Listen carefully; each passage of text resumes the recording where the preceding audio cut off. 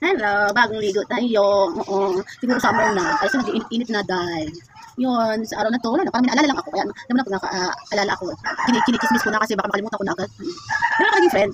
Friend, tropa lang, tropa. Pero hindi ko siya best friend naman, tropa lang. Mag-apat kami magkakatropa, nung high school pa lang kami. Kakatropa kami. Pero sa isa sa tropa namin doon, ano siya, may sakit. May sakit siya, na hindi namin ko anong tawag. Hindi ko alam kung anong tawag doon sa sakit na to. At siya yung isang klase ng tao na, yung madurugas, may manguha. Oo. Especially pera. Sakit niya talaga yun. Meron naman experience na ako, meron naman ako, nakadugas naman ako isang beses. Pero isang beses lang naman yun, pero hindi ako yung talagang ano. Siya kasi, yung naging ano ko, pero sa pamilya ko naman yun ha, pero isang beses lang doon, 10 pesos lang, isang piso, at gumala ako. Yun, pero yung talagang kaklase ko na yung tropa, ayun talaga, may sakit siya. Noon, yung sa tatlo kong kaibigan, diba apat kami tatlo, alam namin yung sakit ng kaibigan namin. Pero, hindi namin siya iniiwan. Kasi walang ibang ano sa kanya kundi kami pa rin. Kumbaga, hinahayaan namin. Pero pinag-usapan namin siya, ginagala namin, chinismis para hindi siya makaisip kung paano makadugas na naman. Parang ganun.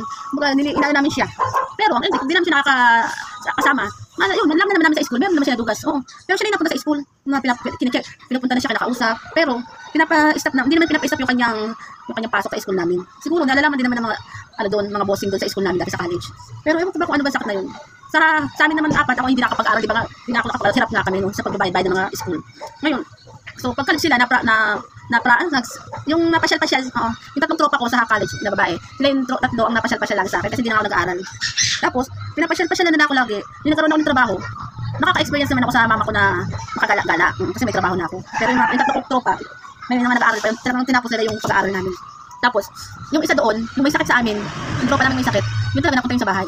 Halos magkalapitan lang kami ng isang lugar. Siguro isang sakay na lang, kasama na kami. Napasyal pa siya sa bahay. Pero hindi ko na-experience na magagawa niya rin ng ganung problema. For the first time, nakabili ako ng regalo sa nanay ko. O cellphone yun, yung mga Nokia, yung mga cellphone noon masaya na kami noon kasi para sa akin maganda yun. Talagang sa trabaho ko, yun talaga pinag-ipunan ko para sa tatay ko noon. Tapos bumisita sa akin yung friend ko noon, sa klase, kasi wala siya pasok. Ang ending, hindi ko akalain na pag umalis siya doon, ang ending, nawalan din pala ako ng sa mama ko, sa papa ko, nakuha ang cellphone. Inalam ko naman maigit kung paano talaga nawala kasi tatay ko nun, natulog nun kasi kausap ko yung tropa ko nun.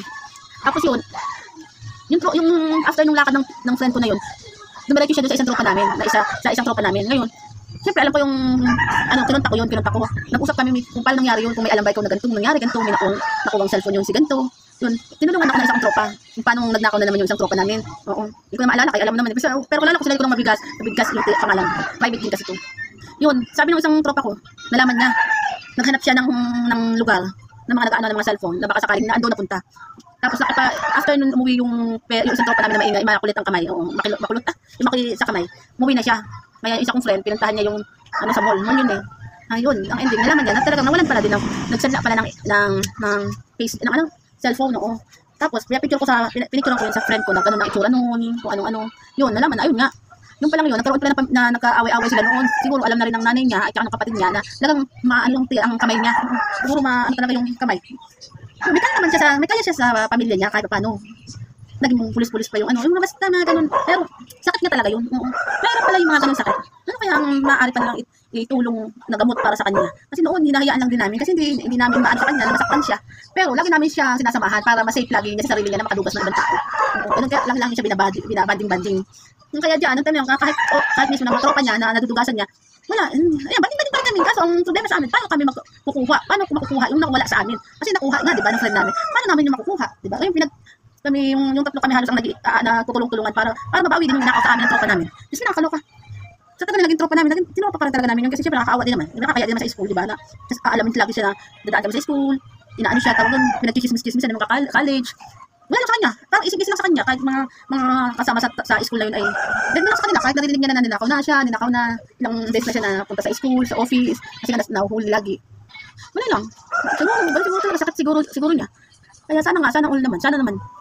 Sa ngayon siguro, ewan ko lang kung magkita na kami, hindi ko na rin naaalala eh. Kung nasa sa Facebook, hindi ko na rin alam, wala pa ng Facebook noon. Ngayon, hindi ko na naalala kung ano pangalan niya nun. Hindi ko mag-kiss. Pero sa panahon naman, ako talaga naka-express na nakadugas lang, pero sa best lang, gumala ako, wala ko pamasahe. Pero ito si Sisi Tabachoy, lagi ako nagdudugas. Pues, siya dinudugas ko din. Pagkapasok na siya, nidudugas ko rin. Kaya, siyempre, kanya-kanya kami dugasan. Ganyan talaga yun. Wala akong maalala. Sige na, bye.